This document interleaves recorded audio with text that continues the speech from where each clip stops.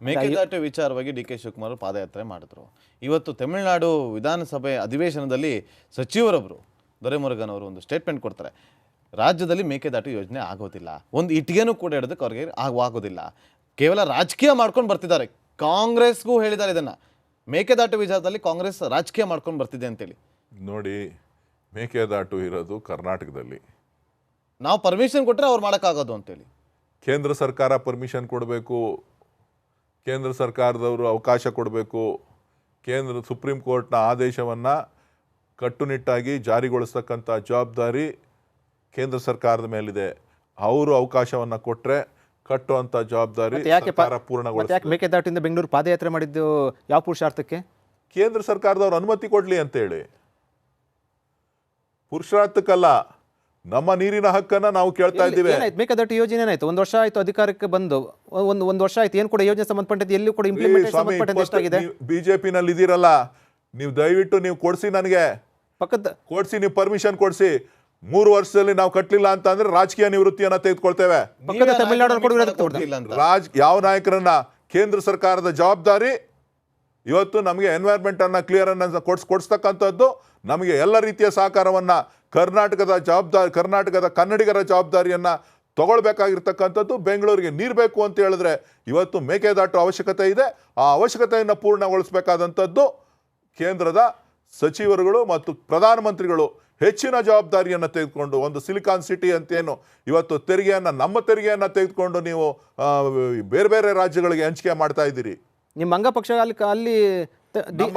ನಿಮ್ಮ ಅಂಗಪಕ್ಷ ತಮಿಳುನಾಡು ಡಿಎಂಕೆ ವಿರೋಧ ವ್ಯಕ್ತಪಡಿಸ್ತಾರೆ. ನೀವು ಅವನ್ನ ಸರಿ ಮಾಡ್ತೀರಾ? ಹಾಗಾದ್ರೆ ನೋಡಿ, ನೀವೇ ಹೇಳ್ತೀರಲ್ಲ ಒಕ್ಕೂಟ ವ್ಯವಸ್ಥೆ ಅಂತ, ನೀವು ಸ್ವಲ್ಪ ತಿಂಗಳು ನಮ್ಮ ದುಡ್ಡು ನಮ್ಗೆ ಕೊಟ್ಬಿಡಿ, ನೀರು ಎಲ್ಲರಿಗಾರು ತರ್ತೀವಿ, ನಮ್ಮ ದುಡ್ಡು ನಮ್ಗೆ ಕೊಟ್ಬಿಡ್ರಪ್ಪ 4 ಲಕ್ಷ ಕೋಟಿ, ನೀವು ಯಾಕೆ ಅದನ್ನ ಇಟ್ಕೊಂಡು ಕೂತಿರ್ತೀರಿ?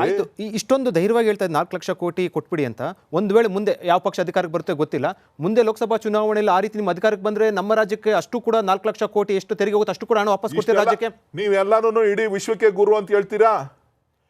ಇಡೀ ವಿಶ್ವಕ್ಕೆ ಗುರು ಅಂತ ಹೇಳ್ತೀರಾ? ಎಲ್ಲ ರಾಜ್ಯದ ಸಮಸ್ಯೆಗಳನ್ನ ಬಗೆಹರಿಸ್ತೀವಿ ಅಂತ ಹೇಳ್ತೀರಿ. ಕಳಸಾ ಬಂಡೂರಿ ನಾಲೆಗೆ ನೀವು ಇನ್ನೂ ಅನುಮತಿಯನ್ನ ಕೊಟ್ಟಿಲ್ಲ. ನನ್ನ ಪ್ರಶ್ನೆ ಹೇಳದ್ ಕೇಳ್ರಿ, ಇಲ್ಲಿ ನಿಮ್ದು ಒಬ್ರದೇ ಅಲ್ಲ, ನಂದು ಕೇಳಿ. ಕಳಸಾ ಬಂಡೂರಿ ಯೋಜನೆಗೆ ಅನುಮತಿ ಕೊಟ್ಟಿದ್ದೀರಾ? ಭದ್ರಾ ಮೇಲ್ದಂಡೆ ಯೋಜನೆಗೆ ಅನುಮತಿಯನ್ನು ಕೊಟ್ಟಿದ್ದೀರಾ? ಯಾವ ಯೋಜನೆಗಳಿಗೆ, ನೀರಾವರಿ ಯೋಜನೆಗಳನ್ನು ಪೂರ್ಣಗೊಳಿಸಲಿಕ್ಕೆ ಕೇಂದ್ರ ಸರ್ಕಾರದವರು ಬೆಂಬಲವನ್ನು ಕೊಟ್ಟಿದ್ದಾರೆ ಕರ್ನಾಟಕಕ್ಕೆ? ರಾಷ್ಟ್ರೀಯ ಹೆದ್ದಾರಿಗಳು ಒಂದು 4 ರಾಷ್ಟ್ರೀಯ ಹೆದ್ದಾರಿಗಳನ್ನು ಹೊರತುಪಡಿಸಿದ್ರೆ ಯಾವುದನ್ನ ಮಾಡಿದ್ದಾರೆ? ಮಂಗಳೂರಿಗೆ ಪೋರ್ಟ್ ಸಿಟಿ ಡೆವಲಪ್ ಮಾಡಲಿಕ್ಕೆ ಟನಲಿಂಗ್ಗೆ ಆಸ್ಕರ್ ಫರ್ನಾಂಡಿಸ್ ಅವರು ಕೇಂದ್ರ ಸಚಿವರಾಗಿದ್ದಂಥ ಸಂದರ್ಭದಲ್ಲಿ DPR ಅನ್ನು ಮಾಡಿಕೊಟ್ರು. ಇವತ್ತಿನವರೆಗೂ ಕೂಡ ಅದನ್ನ ಯೋಜನೆ ಅನುಷ್ಠಾನ ಮಾಡಿದ್ದೀರಾ? ಪೋರ್ಟ್ ಡೆವಲಪ್ ಆಗ್ತಿರಲ್ವಾ ಕೋಸ್ಟಲ್ ಬೆಲ್ಟ್ ಅಲ್ಲಿ? ಯಾವ IT ಕಂಪನಿಗಳು ಬಂದಿದೆ ನೀವು 10 ವರ್ಷಗಳಿಂದ? ಇವತ್ತು ನಮ್ಮ ರಾಜ್ಯವನ್ನ ಕಡೆಗಣಿಸ್ತಕ್ಕಂಥದ್ದಕ್ಕೆ ಇವತ್ತು ಗುಜರಾತ್ ಅನ್ನ ನೀವು ಅಭಿವೃದ್ಧಿ ಮಾಡ್ಲಿಕ್ಕೋಸ್ಕರ ನಮ್ಮ ರಾಜ್ಯವನ್ನ ತೀಕ್ಷ್ಣವಾಗಿ ಕಡೆಗಣಿಸ್ತಾ ಇರ್ತಕ್ಕಂಥದ್ದನ್ನ ಈ ರಾಜ್ಯದ ಜನರಿಗೆ ತಿಳಿಸುವಂತ ಕೆಲಸ ನಿಮ್ಮಿಂದ ಆಗ್ಬೇಕಾಗಿದೆ. ಅದರ ಎಫೆಕ್ಟ್ ಈ ಚುನಾವಣೆಯಲ್ಲಿ ಆಗುತ್ತಾ? ನೀವು ಅದನ್ನ ನೋಡ್ಬೇಕು, ನೀವು ಅದಕ್ಕೆ ಸಹಕಾರ ಕೊಡ್ಬೇಕು. ನಮಗೆ 25 ಸಂಸದರನ್ನ ಯಾಕೆ ಕಳಿಸ್ಕೊಟ್ರು? ಹಂಗಾದ್ರೆ ಬಿಜೆಪಿ ಸರಿ ಇಲ್ಲದಿದ್ರೆ 25 ಸಂಸದರನ್ನ ಯಾಕೆ ಬಿಜೆಪಿಗೆ ರಾಜ್ಯದ ಜನ ಆಯ್ಕೆ ಮಾಡಿಕೊಟ್ರು? ನಾನು ನಿಮ್ಗೆ ಅದನ್ನೇ ಹೇಳ್ತಾ ಇರೋದು. ಬೆಂಗಳೂರಿಗೆ ಕಳೆದ 10 ವರ್ಷಗಳಿಂದ ಎಷ್ಟು ಹಣವನ್ನ ಕೊಟ್ಟಿದ್ದೀರಿ ಅಂತ ಹೇಳಿ ನೀವು ಲೆಕ್ಕವನ್ನ ಕೊಡಿ. ಮಾಧ್ಯಮಗಳ ಮುಖಾಂತರ ನೀವು ಹೇಳಿ, ನೀವು ಮಾಧ್ಯಮಗಳು ಕೇಳಬೇಕು. ಯಾರು ನಮ್ಮ ನಿರ್ಮಲಾ ಸೀತಾರಾಮನ್ ಇರ್ಬೋದು, ಬೇರೆ ಬೇರೆ ಸಂಸತ್ ಸದಸ್ಯರುಗಳಿರ್ಬೋದು, ನೀವು ಕೇಳಿ ಬೆಂಗಳೂರಿಗೆ ಕೊಟ್ಟಿರ್ತಕ್ಕಂಥ ಒಟ್ಟು ಹಣ ಎಷ್ಟು ಅಂತ. ಎಷ್ಟು ಕೊಟ್ಟಿದ್ದಾರೆ ಕೇಳಿ 10 ವರ್ಷದಿಂದ. ಸರ್, ಒಂದು ಕೊನೆ, ನೀರು ಕೊಡೋದಿಲ್ಲ, ನಮ್ಮ ಟ್ರಾಫಿಕ್ ಜಾಮ್ಗಳ ಸಮಸ್ಯೆಗಳಿಗೆ ಪರಿಹಾರ ಕೊಡೋದಿಲ್ಲ, ನಮ್ಮ ಬಡವರ ರಕ್ಷಣೆಗೆ ಬರೋದಿಲ್ಲ, ಕನ್ನಡಿಗರ ಧ್ವಜಕ್ಕೆ ಅವಕಾಶವನ್ನು ಕೊಡೋದಿಲ್ಲ, ಶಾಸ್ತ್ರೀಯ ಸ್ಥಾನಮಾನ ಅನುದಾನ ಕೊಡೋದಿಲ್ಲ, ಸ್ಥಾನಮಾನಕ್ಕೆ ಕೊಟ್ಟಿರ್ತಕ್ಕಂಥ ಅನುದಾನ ಕೊಡೋದಿಲ್ಲ. ತ್ರಿಭಾಷಾ ಸೂತ್ರವನ್ನು ಇವತ್ತು ಕರ್ನಾಟಕದ ಕನ್ನಡಿಗರಿಗಿರೋದು ಒಂದೇ ಕರ್ನಾಟಕದ ಕನ್ನಡಿಗರಿಗಿರ್ತಕ್ಕಂಥದ್ದು ಒಂದೇ ಕನ್ನಡ ಭಾಷೆ. ಅವರೆಲ್ಲೇ ಮಾಡಿದ್ರು ಕೂಡ ಕರ್ನಾಟಕದಲ್ಲೇ ಜೀವನ ಮಾಡಬೇಕು. ಹಿಂದಿ ರಾಜ್ಯಗಳಾಯ್ತು ಅಂತ ಅಂದ್ರೆ ಇಡೀ ದೇಶದಲ್ಲಿ ಅವರು ಸಂಚಾರವನ್ನ ಮಾಡಿ ಸಂಸದರು, ನಮ್ಮ ಸಂಸದರು ಮೊನ್ನೆ ಬಜೆಟ್ ಅಧಿವೇಶನದಲ್ಲಿ ಕನ್ನಡದಲ್ಲಿ ಮಾತಾಡಿದ್ರಲ್ಲಿ. ಮಾತಾಡೋ ಪ್ರಶ್ನೆ ಅಲ್ಲ ನಿಮ್ಗೆ, ನೀವು ಅವಕಾಶ ಕೊಟ್ಟಿದ್ದೀವಿ ಅಂತ ಅವ್ರು ತೋರಿಸಿದ್ದಾರೆ. ಅವಕಾಶ ಇದು ಇಲ್ಲಿಂದನೂ ಅವಕಾಶ ಇದೆ. ಯಾವ್ಯಾವ ರಾಜ್ಯಗಳಲ್ಲಿ? ಉತ್ತರ ಪ್ರದೇಶದಲ್ಲಿ ಕರ್ನಾಟಕದ ಕನ್ನಡದ ಶಾಲೆಗಳು ಎಷ್ಟಿದೆ? 3ನೇ ಲ್ಯಾಂಗ್ವೇಜ್ ಅನ್ನ ಕಲಿತಾ ಇದ್ದಾರಾ? ರಾಜಸ್ಥಾನದಲ್ಲಿ 3ನೇ ಲ್ಯಾಂಗ್ವೇಜ್ ತಮಿಳ್ ಕಲಿತಾ ಇದ್ದಾರಾ? ಯಾರ ತಮಿಳ್ ಸ್ಕೂಲ್ಗಳಿದೆಯಾ? ದಕ್ಷಿಣ ಭಾರತದ ರಾಜ್ಯಗಳು? ನೀವು ನಮ್ಮನ್ನ ಎಷ್ಟು ಕಡೆಗಾಣಿಸ್ತಾ ಇದ್ದೀರಿ ಅಂತಕ್ಕಂಥದ್ದನ್ನ ನೀವು ಚಿಂತನೆ ಮಾಡಿ. ನಮ್ಮ ಹೋರಾಟ ಇವತ್ತು ಕರ್ನಾಟಕಕ್ಕೆ ಆಗ್ತಾ ಇರ್ತಕ್ಕಂಥ ಅನ್ಯಾಯ, 15ನೇ ಹಣಕಾಸಿನಲ್ಲಿ ಆಗಿದ ಅನ್ಯಾಯ 16ನೇ ಹಣಕಾಸಿನಲ್ಲಿ ಆಗಬಾರ್ದು. ನಮ್ಮ ಪಾಲು ನಮಗೆ ಸಿಗಬೇಕು. ನಮ್ಮ ಧ್ವನಿ ಎತ್ತಲಿಲ್ಲ ಅಂತ ಅಂದರೆ ಮುಂದಕ್ಕೆ ನಮ್ಮನ್ನು ಏನು ಮಾಡ್ತಾರೆ ಅಂತಕ್ಕಂಥದ್ದು ನೀವೇನು ಅರ್ಥ ಮಾಡ್ಕೊಳ್ಳಿ. ಇವತ್ತು ನಾವು 2ನೇ ಸ್ಥಾನದಲ್ಲಿದ್ದೇವೆ ಇಡೀ ರಾಷ್ಟ್ರದಲ್ಲಿ. ಅಭಿವೃದ್ಧಿ ವಿಚಾರದಲ್ಲಿರ್ಬೋದು, ತೆರಿಗೆ ಕಟ್ತಕ್ಕಂಥದ್ದಿರ್ಬೋದು, ಎಲ್ಲ ವಿಚಾರಗಳಲ್ಲೂ ಕೂಡ. ಆದರೆ ಮುಂದೊಂದು ದಿನ ನಿಮ್ಮ ಸ್ಥಾನ ಕಡಿಮೆ ಆಗಿದ್ರೆ ಅದಕ್ಕೆ ಕಾರಣ ಗುಜರಾತ್ ಆಗ್ತದೆ. ನಮ್ಮ ಉದ್ಯೋಗಗಳು ಕಳ್ಕೊಳ್ತಾ ಇದ್ದೀವಿ.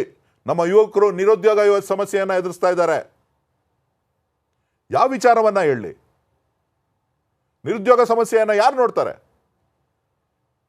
ಕನ್ನಡಿಗರಿಗೆ ಎಲ್ಲ ಅವಕಾಶ ಇದೆ? ಕನ್ನಡಿಗರಿಗೆ ಎಲ್ಲ ಅವಕಾಶ ಇದೆ ಹೇಳಿ? ಕನ್ನಡಿಗರಿಗೆ ಕರ್ನಾಟಕ ಒಂದೇ. ಇವತ್ತು ವಿಶ್ವದ ಭೂಪಟದಲ್ಲಿ ಬೆಂಗಳೂರು ವಿಜೃಂಭಿಸ್ತಾ ಇದೆ. ಅದನ್ನು ತಗ್ಸೋ ಅಂಥ ಕೆಲಸ ಇವತ್ತು ಉತ್ತರ ಭಾರತದಿಂದ ನಡೀತಾ ಇದೆ. ಅದು ಆಗಬಾರ್ದು. ಬೆಂಗಳೂರು ಕೂಡ ಪ್ರಕಾಶಮಾನವಾಗಿ, ಕರ್ನಾಟಕದ ಪ್ರಕಾಶಮಾನವಾಗಿ ಬೆಳಿಬೇಕು ಅಂತಕ್ಕಂಥದ್ದು ವಿಶ್ವದ ಭೂಪಟದಲ್ಲಿ ಏನು ನಮ್ಮ ಸ್ಥಾನಮಾನ ಇದೆ ಆ ಸ್ಥಾನಮಾನ ನಮಗೆ ಉಳಿಬೇಕು ಅಂತಕ್ಕಂಥದ್ದು ನನ್ನ ಧ್ವನಿ, ನನ್ನ ಪ್ರತ್ಯೇಕ ರಾಷ್ಟ್ರದ ಧ್ವನಿ ಅದಲ್ಲ. ಓಕೆ, ಇದನ್ನು ಹೊರತುಪಡಿಸಿ ಕೊನೆಯದಾಗಿ ಬೆಂಗಳೂರು ಅಭಿವೃದ್ಧಿ ಸಂಬಂಧಪಟ್ಟ ಸಾಕಷ್ಟು ಕೂಡ ಮಾತಾಡಿದ್ವಿ. ಕ್ಯಾಪ್ಟನ್ ಅರ್ಜುನ್ ಕೊಂದಿದ್ದು ಯಾರು? ಅವ್ರ ನರೇಟಿವ್ ಎಲ್ಲಿ ತಂದಿಟ್ಟಿದ್ದಾರೆ ಅಂತಂದ್ರೆ ಸಂಪತ್ತನ್ನ ಹಂಚಿಬಿಡೋದು ಅಂತ. ಇದು ಸ್ಟುಡಿಯೋ ಟಿಪ್ಪು ಜಯಂತಿ ಮಾಡಕ್ಕೆ ಅವ್ರಿಗೆ ಖಂಡಿಸಿದ್ರು. Very nice, very nice. ಯಾರು ತಪ್ಪು ಮಾಡಿರೋದಿಲ್ಲಿ? ಓಲೈಕೆ ಹೇಳಿಕೆ ಇದು ಅಂತ ಹೇಳಿ ಯಾಕೆ ಪರಿಗಣಿಸಬಾರದು? I.N.I. ಕಿಚ್ಚಕ್ಕಲ್ಲ ಇದು ವೇದಿಕೆ. ಇದು ಫೋಟೋ ಎಲ್ಲರದು ಒಂದು ಟೈಮ್. ನಿಮ್ಮ ಸಮಯ ಮುಗಿದಿದೆ. ಅವ್ರು ಹೇಳೋಕ್ಕಿಂತ ಮುಂಚೆನೆ ಹೇಗೆ ಪ್ರತಾಪ್ ಸಿಂಹ ಪಾಸ್ ಕೊಟ್ಟಿದಂತ ಆಗ್ಲಿ ಡಿಕ್ಲೇರ್ ಆಗೋಗಿತ್ತು ಅಂತ ನನಗೊಂದು ಡೌಟ್ ಬಂತು. ಅರೆ ಯಾರು ಸಾಕು ನಿಲ್ಸ್ರಿ, ಸಾಕು ನಿಲ್ಸಿ. ಕೆಟ್ಟ ಪದ ಬಳಕೆ ಕಾಂಬಿನೇಷನ್ ಇಟ್ಟಿಲ್ಲ ನಾವಿಲ್ಲಿ.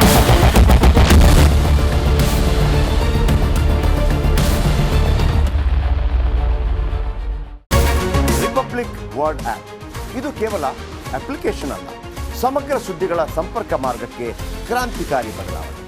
ರಿಪಬ್ಲಿಕ್ ವರ್ಡ್ ಆಪ್ ಕೇವಲ ಸುದ್ದಿ ಅಪ್ಲಿಕೇಶನ್ ಪರಿಚಯಿಸ್ತಾ ಇಲ್ಲ, ಬದಲಾಗಿ ಡಿಜಿಟಲ್ ಸುದ್ದಿ ಬಳಕೆಯ ಹೊಸ ಯುಗಕ್ಕೆ ನಾಂದಿ ಹಾಡ್ತಾ ಇದೆ. ಇದೊಂದು ಬ್ರೇಕಿಂಗ್ ನ್ಯೂಸ್, ಪ್ರಭಾವಶಾಲಿ ಕಾರ್ಯಕ್ರಮಗಳಿಗೆ ಗಟ್ಟಿಯಾದ ನ್ಯೂಸ್. ಇಲ್ಲಿ ಕೇವಲ ತಾಜಾ ಸುದ್ದಿ, ಅದರ ನೇರ ಪ್ರಸಾರ ಮತ್ತು ಚರ್ಚೆಗಳಿಗೆ ಮಾತ್ರ ಅವಕಾಶ. ರಿಪಬ್ಲಿಕ್ ವರ್ಲ್ಡ್ ಆಪ್ ಡೌನ್ಲೋಡ್ ಮಾಡಿಕೊಳ್ಳಿ. ಗೂಗಲ್ ಪ್ಲೇ ಸ್ಟೋರ್ ಮತ್ತು ಆಪಲ್ ಆಪ್ ಸ್ಟೋರ್ನಲ್ಲಿ ಲಭ್ಯವಿದೆ.